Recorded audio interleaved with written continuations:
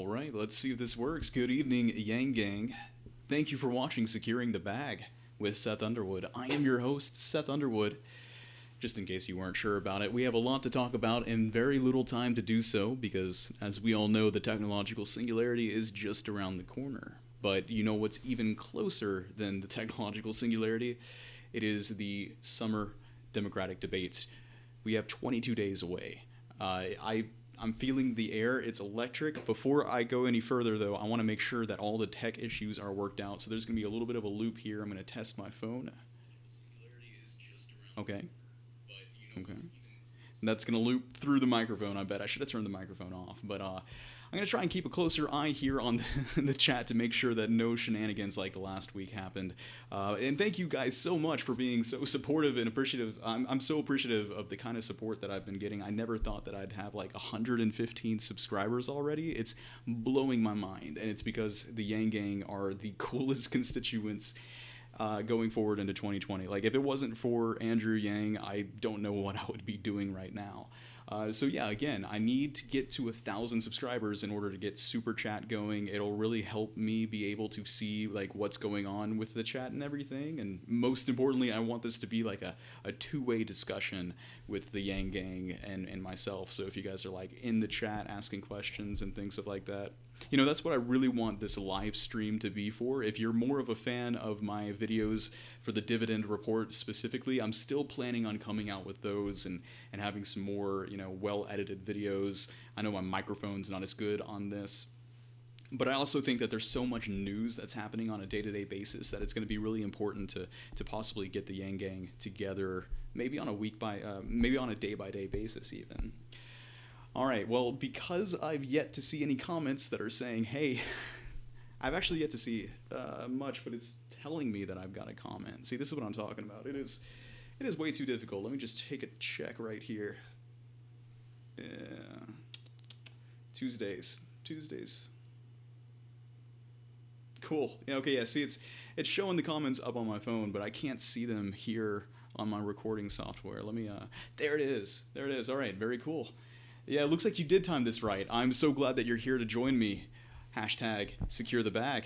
Yang Gang love. I love it. Thank you guys so much. All right, let's just kind of get into it here. So we got 22 days until the Democratic debates, and we can really start to see that people are, candidates are kind of glossing off their Trump speeches and everything. And we see a lot of stump speeches, not Trump speeches. Freudian slip, I guess, with the president in office. A lot of them have been in California lately. It looks like California is the place to be more and more so as they've taken their primaries up closer in the year. Andrew Yang's yet to be there, which I think is probably fine. He needs to be in the first areas that he is right now. There was one thing that I wanted to mention before I got really into the thick of all of this was I spent so much time on the technological aspect of this. Everything seems good, perfect. Thank you so much. That you might be hearing a little bit of ums and ahs during this. I'm not as prepared as I wanted to be, so I'm going to be looking to the comments to see exactly if y'all have something on your minds that you want me to approach or talk about. So, with that out of the way here, Andrew Yang is going to be, making or breaking it in the 22 days that we have right now. After the debates, if his polling doesn't go up to a significant degree, that's when I would start feeling uncomfortable. But right now, he's going ahead of schedule. He's really doing everything that he needs to do. I'm nervous. I don't know if you can tell or not, but I'm nervous for the summer debates because if they go through, and I say this because I've just gotten finished listening to a report on NPR, and it seems like a narrative is being crafted by the mainstream media, by just kind of, here, you know what, let me play this real quick so you guys can hear what I'm talking about. This is on NPR's political podcast here. Let's just take a quick listen, because it was the first time I've heard Yang personally listening to NPR, and this is what they have to say. Of course, that's not going to work.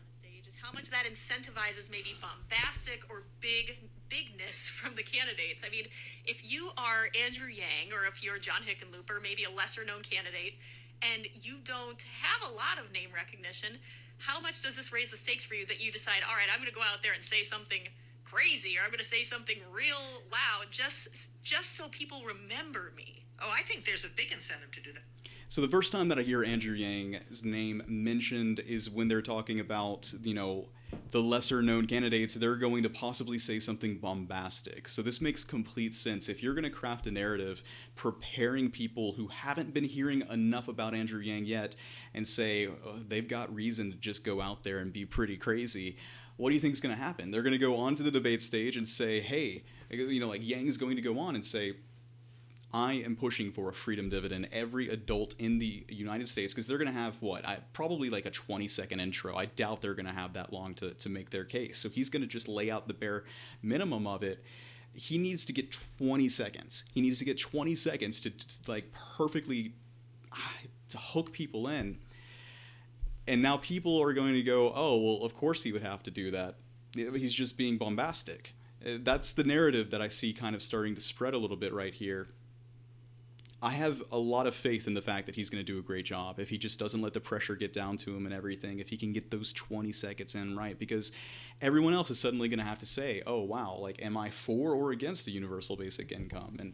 And like, when he explains exactly why it's better than a jobs guarantee, he needs to also make sure that he pushes that to the front mostly. I have a feeling, though, that they're not going to spend very much time on economic discussion. They're going to go all the way through and use this most recent tragedy in Virginia, and God knows there might be something until the next thing. Until the debates, to talk about these awful gun shootings, which just seems to be the norm these days. It's going to be a lot of that. It's going to be a lot about abortion. It's going to be a lot about, identity politics, which is the bread and butter of Democratic debate, really, which is kind of frustrating. That's what set Bernie apart in 2016, was the fact that he was bringing up the fact that everything is just unequal, and he was bringing back the curtain. He was lifting the veil on everything that we knew was true and we had been craving for so long.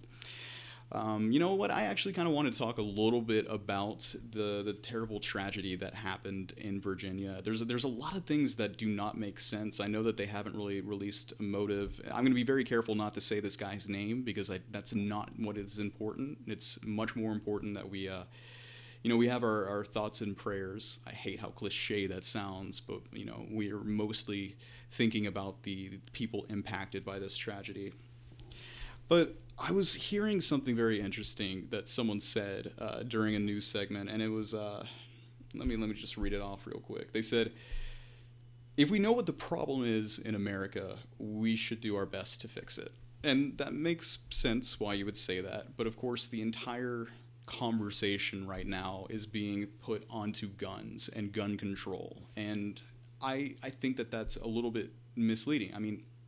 Yes, I'm going to go ahead and say it. I don't think that guns kill people. I think that people with guns kill people. But more importantly, I think that this country has a mental health crisis. And that's one of the things that Andrew Yang has said. And if you have read Bullshit Jobs by David Graeber, if you haven't read it, I need you to go out immediately and buy this book, because it really shaped a whole bunch of me as I started learning about Andrew Yang and universal basic income, is that there's just a truth, that it's a hard truth, but like 80% of people in this country hate their jobs. Like, they aren't indifferent about it. They hate their jobs. If you are someone who likes your job, if you're someone who even just enjoys your job and the work that you do, you are in a very small minority of people. So pat yourself on the back and be grateful every day that you go to work being happy. Now, more pervasive than that, though, people hate their jobs. So what? That's just the way it's always been. Except not necessarily. Work hasn't been so total. If you followed my Twitter, which if you haven't, please go follow @Dividend Report, you'll know that I talk a lot about this concept called total work, which was coined by a German philosopher in 1947 or so. I need to double check and see. But this guy was starting to notice this trend in how we view work, and how work has started to consume our identities. Things that we would do in the past for the sake of doing it, like sleeping, they suddenly become subservient to the concept of work. You start to go to sleep, to wake up, to go to work. You're getting ready to leave, to go home from work. There are a whole bunch of very, work absolves your entire identity. When you go into a bar and you talk to someone, they say, what do you do for a living? That's the very first thing that you talk about. I have made it an effort to start going through and say, hey, what are you interested in? What's unique about you? Don't ask people the very first thing. One, it's boring. I mean, you want to try and be a little bit different when you're, talking with people. But don't ask people, what do you do for a living? Ask them, what makes you an interesting person? Maybe not in that specific term, but change it up, because we need to start thinking of ourselves as more than workers. And you may be asking, why exactly are you talking about this after bringing up the Virginia shooting? I don't think that this guy, who obviously had some screws off in the head, he didn't go out and do this atrocity because he just loved his job and was so upset that he was no longer working. Well, one, it doesn't quite make sense because he resigned. But two, I mean, it's very clear that this was a case of workplace violence, and it included mental illness. Now, that's all that we can say going forward from here. And I don't want to get too caught up into the specifics of what happened, because it's not very pertinent. But, workplace violence happens on a large scale. But more important than that, a statistic that I'm so concerned about is the fact that men are most likely to die 5 years after they retire. And this is after long-term employment, when your identity is so built on work. You are this. This is what your value derives from. It seems like issues really are like deeply cemented in how we view and obsess over work. Now, there's the rub, right? Because if you're talking about Andrew Yang and a universal basic income, the very first piece of discussion that you want to have with people is, oh, well, people either, they're going to stop working, right? And obviously we know that they don't. We see the data that shows no, they actually continue to work. The important piece of data that I think is what we should really focus on is the fact that the people who are unhappy with the work that they have to do, they are able to possibly, find better work that's more suitable to them. And I think I can speak for all of us when we need people who are passionate about what they do. This is a huge reason why I freaking hate the idea of a jobs guarantee. Like, you want to get basically what's like a draft for people to go and file into a government sanctioned jobs program, where sure, there's probably a lot of things to choose from, but if you're not like actively seeking out what makes you passionate in life, you're not going to be any happier than you are right now. Andrew Yang is so important because the universal basic income provides the ability to like be who you want to be, to search out in what you want to do. This is what people who are, if they've got a trust fund, if they're, a lot of them, they probably flounder a little bit, sure, but they ultimately take a lot of time to try and do what they want to do. Now, so I kind of just want to move on from this tragedy, because I don't want to use it to try and bring my point forward, because this person could have had any variety of things wrong with him. He could have just been very, very mentally unwell. My heart is broken for this community. That's all I can say, really. Okay, but with that out of the way, let's go ahead and just talk about some more recent endorsements that have just happened for Yang. There's a lot of movement happening, and I'm not sure what to think.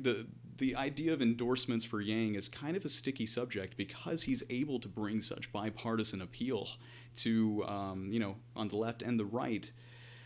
So like if someone like Jack Dorsey retweets one of his tweets, we automatically go, oh wow, Jack is Yang Gang. As far as I can tell, that's the only thing that he did. And it does seem like Jack Dorsey has said in the past that he's a fan of universal basic income. And in fact, he's made me extremely happy in the way that he's talked about, like, wow, I have such a huge amount of wealth, and I don't know how best to use it. I want to use it in a way that's going to do the most good. And he seems to have settled on a universal basic income. And that makes me think that he's a very intelligent, rich person, because a lot of wealthy people think they know what is best for how to help the peasants, for how to help the people below them. Someone said, oh, wow, we've got Jack Dorsey. Now we just need, Bill Gates. Well, Bill Gates is actually anti-universal basic income, believe it or not. He has come out and said, I don't think the way that you solve life's problems is just to give people money. which is so off base. Like, this is the thing is, we have more wealthy people than we've ever had before, and yet poverty is not any better or worse. It's just about the same as it's always been. Poverty is just a part of the system we live in. You're not going to be able to put a band-aid on it with charity. And philanthropy is great, don't get me wrong, like, you should be able to be, but that doesn't change after universal basic income. Part of the thing that I really want to see happen is to have like a portfolio that you will be able to use to send out your monthly dividend to, hey, say Flint, Michigan or somewhere, if you're wealthy enough that you don't need it. So the fact that Jack Dorsey's come out and seems favorable is a great thing. However, like I said, it's a sticky subject because a lot of people hate Jack Dorsey. This has to play into the overarching, meat and potatoes of today's episode, which is the scrutiny that we're going to be seeing being placed more and more on Silicon Valley. There seems to be some movement with antitrust regulations, and that's kind of exciting, but also extremely unnerving. Like, the times that we are in right now are just crazy. There's also comedian Joe Wong, who I have not seen much of his material, but it's always good to have comedians. I don't think you can get mad at comedians. So going forward, I can't help but think, what kind of endorsement do we need? Who would be the person that we need to come out and say, Andrew Yang's the guy I'm for? That's not going to cause some sort of backlash from the left supporters or the right supporters. I can't think of like I can. Nicolas Cage. We need to get... Hold on. Nicolas Cage is already donated to the Yang Gang? Oh boy. All right. Well, yeah, game over. Game over, right? Game over. Yep, a little bit more in the news here. I was reading this article about how there's concerns about Donald Trump not giving away the presidency if he's voted out in 2020. And I just wanted to put my own tent on this idea. First of all, the mainstream media has been spending so much time trying to tell me that Donald Trump has never wanted to be president, that he was made president by a fluke. And now they're trying to say, oh no, he's going to hold on to this for dear life. Make up your mind, first and foremost. But I think it's a pretty crazy idea to think that he's going to just not leave office peacefully in 2020. But if that were an issue, I think it makes more sense for us to nominate Andrew Yang and to get him into the office, because imagine what it would be like if you've got a candidate who's like on the button, ready to pass a universal basic income. Everyone in the country is going to get $1,000 a month, free and clear. And then you get, Trump saying, no, absolutely not. No one would be happy about that, I don't think, personally. I'm pretty interested to see the first time that Donald Trump talks about Andrew Yang. It's going to be very interesting. I'm wondering how that's going to go. I've heard the campaign say that they've already decided that he's going to be calling him Comrade Yang. So especially since so many Trump supporters seem to look at Yang maybe, not like, they don't look at him negatively, should I say. Before we get really into the main thing, there's just one other little piece of news here. If you haven't gone through, first of all, if you don't follow Scott Santens on Twitter, you need to go through and do that now. He is the best voice that the universal basic income movement has. Outside of Yang, he's spent years and years compiling the best kind of material and go through research that you can find. So he just recently brought up a response to this just terrible piece of journalism, if you can call that journalism, that was published on The Guardian by a well-known universal basic income opponent. And the amount of misleading information in this article, it makes my blood boil. I can't even begin to explain how infuriating it is to see this propped up as some sort of actual news. It was basically, it comes out and says that universal basic income doesn't work. A union's perspective. That was the first red flag that I had when I started reading this article, is the fact that this seems to be like a union think tank. And it's nothing but they find all the data and all of the reasoning and all of the small things that they could to support the idea that a universal basic income is great in theory. And we as the unions, the union, what exactly, like the union organization association. We want the best for people, and so that's why we have to come out and kind of make it clear that this isn't the way to go. This ain't it, chief. Basically, it's all trash, all of it. From the very beginning, they start saying things like, there's nowhere in the world that we can actually look at to have real evidence-based conclusions, so we're going to go through and have to run theoretic models. For many reasons, that's just wrong. I want to just read off this one paragraph here, though.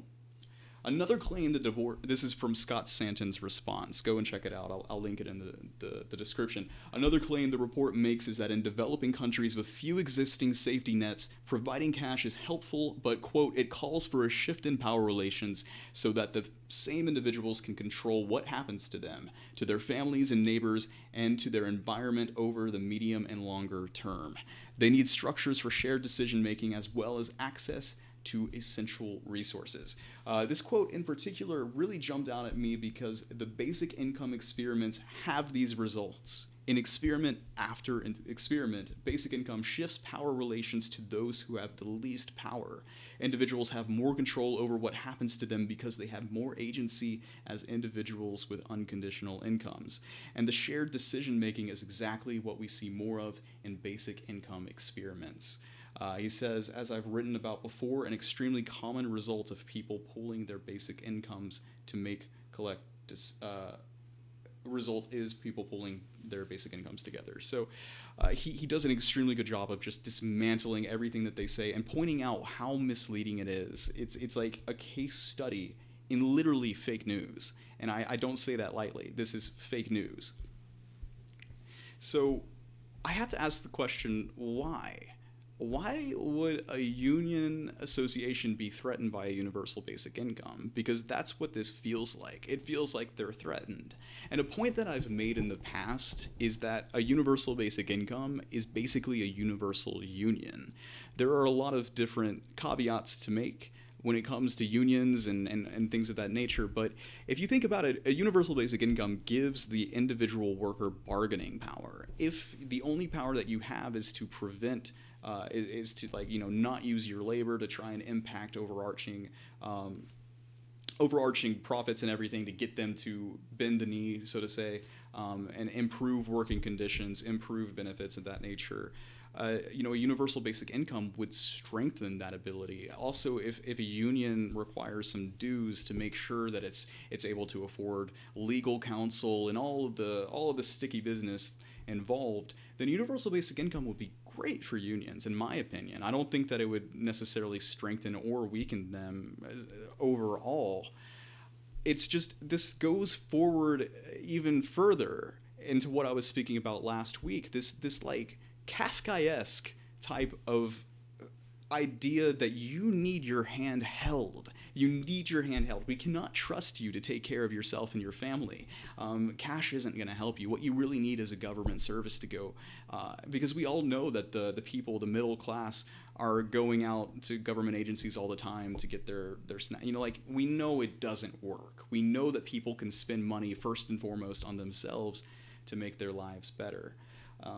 It's just, I don't understand for what reason, for what agenda they're working for. It feels pretty messed up. It really does. But more so than that, you really do need to read this article. Universal basic income doesn't work, says new prime example of fake news. Just go over to Scott's blog. It is so good, and it links so many amazing pieces of data and findings that support his case. So real quick, let me see if there's any comments here. It sure seems that those who dislike UBI the most are those that stand to lose the most control: employers, unions, and government officials. I completely agree with this, and as I look at it more and more, it seems to me that there are two main factions at play. One is there's the incumbent power, the power of, right now I'd say, corporate control. And then the underdog is the identity politics faction. They gain control by catering to identity politics. They don't actually help people out. They don't make those people any more free. They just enslave them under a different way. And like, that sounds dramatic, but it really, really comes across that way to me. You need your hand held, or you need to go out and, work 8 to 5, 5 days a week for all of your life. These are the things that you have to do. That's not freedom. That's not freedom, in my opinion. If union members felt that they had to strike, UBI would sure go a long way to help them hold out to get their demands met. That's exactly what I believe as well. It would be able to strengthen the unions themselves, as each of their constituents now have a little bit more money that they could pool together, right? This article itself says that is a common occurrence to look for. They can pool their money together, and also they can work less for longer periods of time. They have more to take away from the employers, more leverage. And this should be something that I think personally that a union association should be a great fan of. I don't see how union associations really benefit from welfare administrations.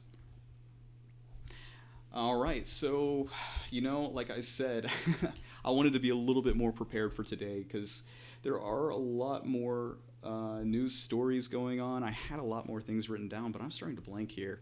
Right, well, there was the meat and potatoes. The meat and potatoes was how we've got this growing eye on Silicon Valley. It really does look like there's movement that's approaching antitrust regulation. And this is really kind of strange. And Elizabeth Warren has been getting a whole bunch of kind of props, so to say, because she's like, we need to break up Facebook, we need to break up big tech. The question that I have is, what does that look like in practice? If we're going through and trying to break up big tech, how exactly do you regulate that? How exactly do you add competition for, say, Facebook? I'm sure that there are some experts out there who would say this is exactly what you need to do, and I'd be curious if you could point me in that direction. But the most important and interesting thing about big tech is that we are the employees. And this is another reason why I'm so bullish on universal basic income, is that none of these corporations, this is true for any facet of society, but none of these corporations have any power without us. Without us, the employers. We provide the content. Facebook's a media corporation, but it produces no media. It's us. It's us. And this is why I say, like, if you're trying to justify universal basic income, the way you justify it is, hey, every time that you leave the house with your phone in your pocket, you are generating income and profit for trillion-dollar corporations. That's trillion with a T. I'm talking about wealth beyond unreasonable. Or unfathomable, excuse me.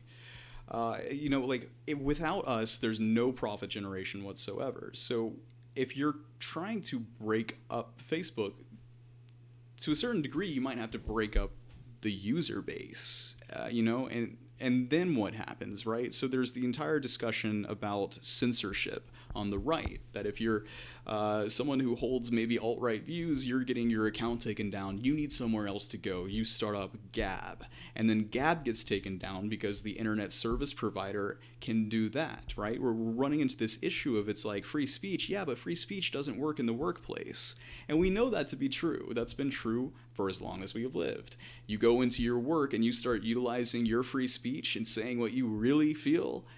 See how well that works out for you. It's not going to work out for you very long. I can guarantee that. And back to the point about, just two different power hierarchies, both of them meaning to take control of your life. If your life is 5 days of your week, 9 to 5, working at a corporation, you don't have freedom. You don't have your freedom of speech, first and foremost. The so-called freedoms that we talk so much about having and, being proud of in this country, you have them for 25% of your life. The vast majority of the time you are being monitored and you can't actually exercise those freedoms. Tangents. I'm going to go off on a lot of tangents, but I'm going to get a lot better with this, I promise. So we're talking about the antitrust and employment, and so that's my main justification for a universal basic income. People will say, oh, you don't deserve to get money for nothing. Well, no, actually, I think that we do. We are the economic inputs for trillion-dollar corporations, and we don't get any compensation for that. and that's just total BS. So how exactly are we going to do this? Are we going to regulate ISPs as well? I mean, it's turtles all the way down. Every single component interacts with another in some way, and ultimately, I am not comfortable with the idea of government regulating and having proprietary access to citizen data. Like that's not any better than where we are now. I would prefer where we are now than to have government put its hands in there. You know, it's so weird. This is not black and white. You can't be left or right on this. Which is just more indicative of the changing nature of reality, this exponential nature of reality. I said it earlier that the singularity is near, and I'm not joking about it. The thing about the singularity is that as you get closer and closer to it, you know, things speed up, and reality stops making sense in the ways that it did in the past. This is why we have to be as proactive as possible, because obviously legislation is behind the curve on these types of things, and it's only going to continue to get more and more behind the curve. It's very frightening to think about having, you know, just about, what was it, 15 years ago, I think that the director of the CIA came out and said, I don't use email because I don't know how to use it. It's a good thing for him to say, because if you're not sure about it, then don't do it. But like, what? You know, he's still using pen and paper in 2005. I need to double check exactly the time. It was way past the time that our CIA director should have known how to use email. The people who are running this country have no freaking clue what's going on. If you think Trump knows the intricacies, if you're like betting on him to go through and do this correctly, I understand the right's coming through and they're saying, hey, finally, you know, they're starting to bear down and break this apart. What does that actually mean, though? That's the question that I have. Where are we heading towards? Ultimately, I think the most important thing that we can do is just keep a lens of democratization. And Yang is perfect for this. Universal basic income is perfect for this. And not only is it the freedom dividend, but this is a data dividend, right? If we all accept the fact that, hey, our data is being pulled together in order to, you know, make these amazing technological feats, make society run better, build the cities of tomorrow, have that be compensated. Not fully. I'm not talking about total distribution of wealth or the seizing of the means of production or anything. I'm just saying it's a dividend, like a shareholder of Amazon would also receive. Have that distributed out. Each person should own a part. You know, the data dividend's not ownership, and ownership and dividend are two different things.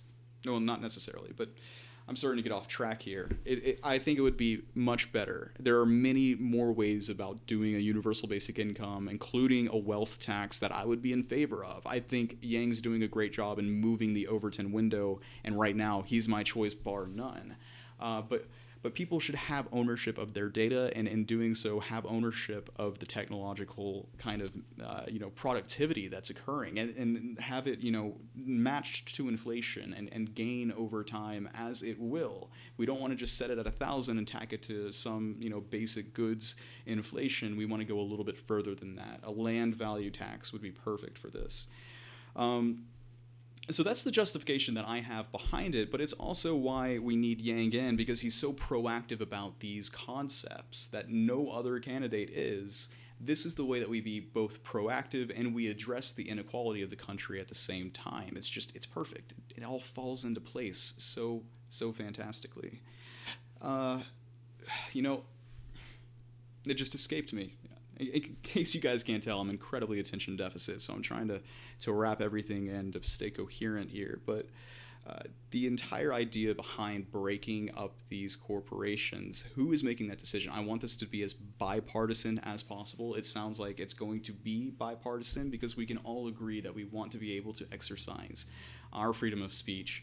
And if you're on the left and you see people on the right getting their accounts taken down, you shouldn't be expressing any joy at that, because it's incredibly dystopian. It's a very slippery slope to a state that we don't want to be in. We don't want either a corporatization of America, in the point where corporatization is able to completely silence and censor the public forum, which this is, but we also don't want the government getting their hands in it as well. We need decentralization. We need Bitcoin. If you impose a wealth tax on individuals, they will flee to other countries. I'm in complete agreement with you, and that's also why I'm in favor of Yang. Part of the issue is, though, we can't be entirely sure that they would flee to other countries. Right now, we can say, yes, 10% VAT, that sucks. But if you go over to Europe, they've got a 20% VAT, so it's no better over there. The same does go for a lot of places where it comes to having a less tax on wealth. The question is, like, are you really going to uproot your life? You're going to uproot your family's life. You're going to go to a place that might not speak the same language as you. Just as the same way that I can say with certainty that a value-added tax is not going to increase the price of goods 100% of the value-added tax, I would also say with 100% certainty that a wealth tax is not going to result in a mass exodus of, the wealthy in our country. But I do agree that it is kind of an issue, right? Whether it be wealth flight or whether it be tax havens, right? We all remember the Panama Papers. Like, these people are extremely good at just completely, letting it breeze by them. So I think Yang is being incredibly forward-thinking about it, but in many ways he's not being forward-thinking enough, in that there's so many questions that happened after the fact, after you pass the freedom dividend. What happens then? How progressive about this are we being? Because there's ways of being more progressive and making sure that this is breadcrumbs. I've said that time and time again. $1,000 to people, breadcrumbs. There's a lot more equality that could happen. Again, I'm not for equality of outcome, but we could definitely do more than 1,000. And people on the left have a point when they say that. And it's kind of hard because it's yeah, I understand we should go for a little bit more. My vision is ultimately, you're able to completely take care of yourself. A lot of people will not be able to on 1,000. You'd be able to completely take care of yourself and go through and follow the passions that you have. That's the ultimate vision for me.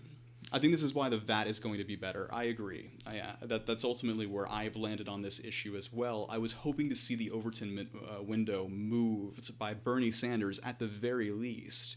And to see that has not happened is really frustrating, because we're not going to get the type of, I was thinking there's going to be an ideas race with these candidates where it's oh yeah, Bernie pushed the Overton window and now we got someone pushing it even further. It seems like they're trying their hardest not to do so, but we haven't had that much discussion. Like I said, this is why the debates are so exciting. It's so important that we get it right, that Yang gets this right. There's got to be more. I know that there's so much more happening. Here on the subreddit, I was just looking at this before, on the subject of endorsements and getting into the debates and everything. It looks like we've seen some of the top contributors giving some very interesting data here. Now, these aren't the corporations themselves who are donating to Andrew Yang's campaign, but more likely the individuals in the corporations and things like that. And it's very indicative of who the type of Yang gangers are. We've got Google Incorporated, Microsoft Incorporated, University of California, University of New York. We've got a lot of people from Amazon, and then Tesla Motors, and also McDonald's and Walmart. I can see that a lot of people at McDonald's and Walmart would probably be interested in giving $1 here or $1 there. So these have all been multi-$1,000 totals that have gone towards Yang's campaign. And it makes sense to me that the people who would be most in favor of Andrew Yang are going to be people who are involved in the type of industries which are automating away all opportunity. I know the Twitter user Andrew Yang's hologram, who's very awesome. Go and give him a follow if you haven't. Every now and then he'll say it himself. He's like, I work in this industry. I see this coming.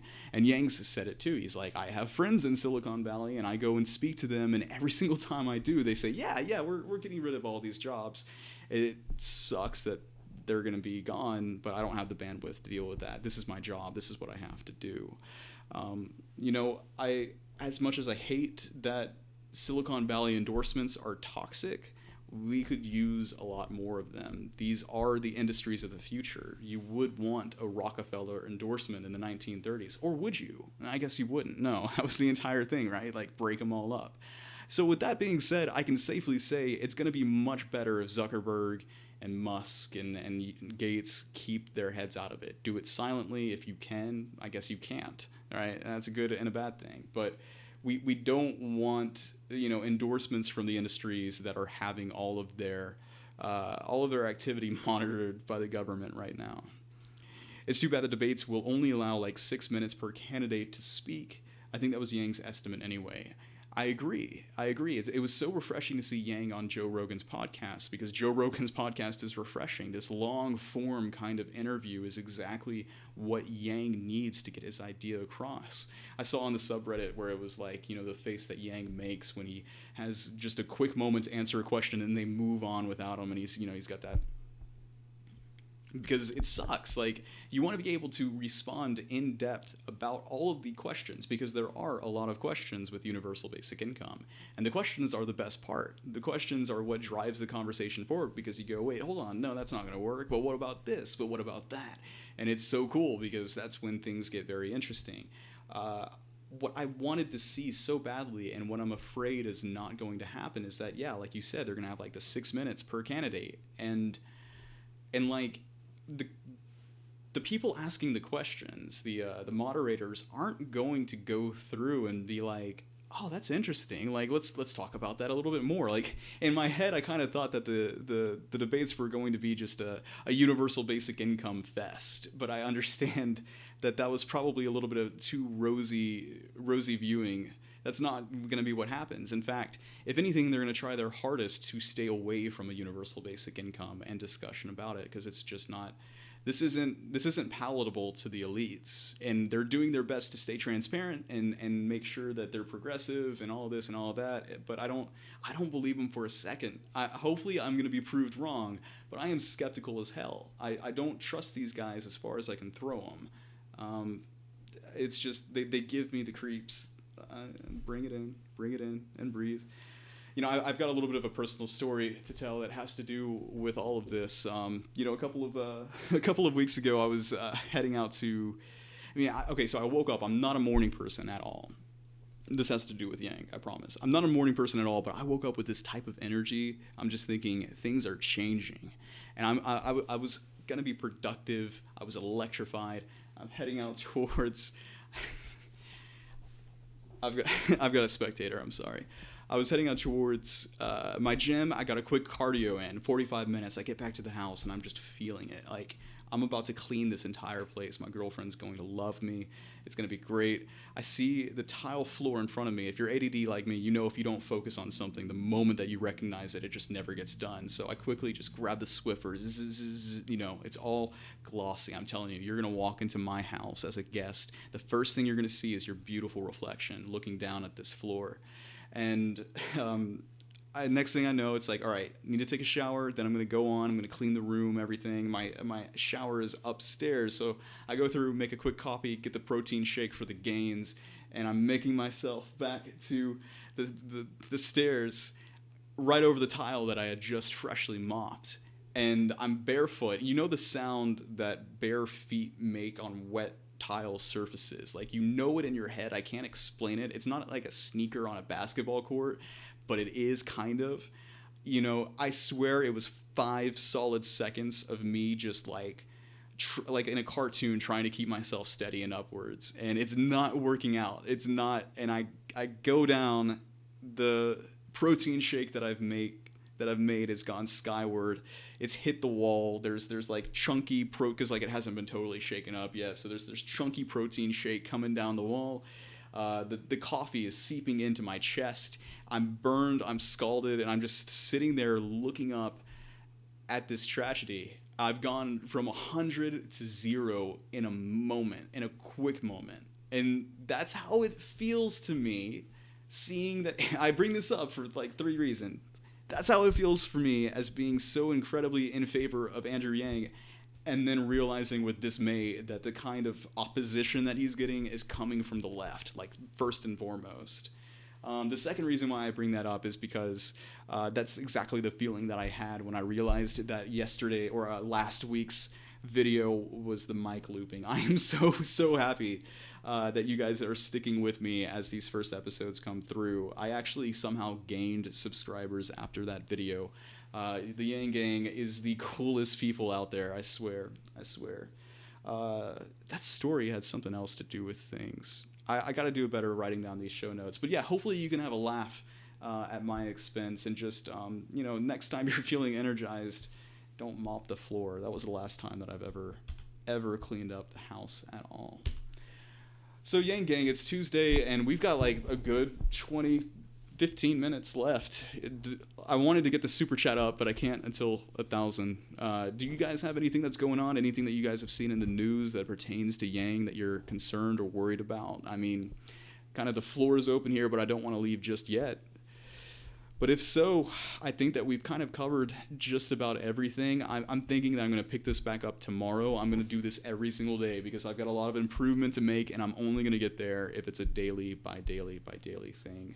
I'm thinking the next Dividend Report episode is going to be out probably, I would give it about a week or 2 weeks. I'm thinking maybe every 2 weeks, but these live streams I'm going to try and do every single day at 7 p.m. so that the sun doesn't set and decompose the green screen around me like it did the last time. Pretty embarrassing stuff. I don't know how long the delay is, but I think that we're just going to call it right here. That's about all that I have for today's episode. Guys, thank you so much for joining me here at Secure the Bag. Tomorrow, try securing the bag in your own way by doing something. I need a better sign off here. All right, that's all I got, guys. Thank you so much for joining. Y'all have a good night. I'll catch you back here tomorrow at 7 p.m. Take it easy. How do I end this? Okay.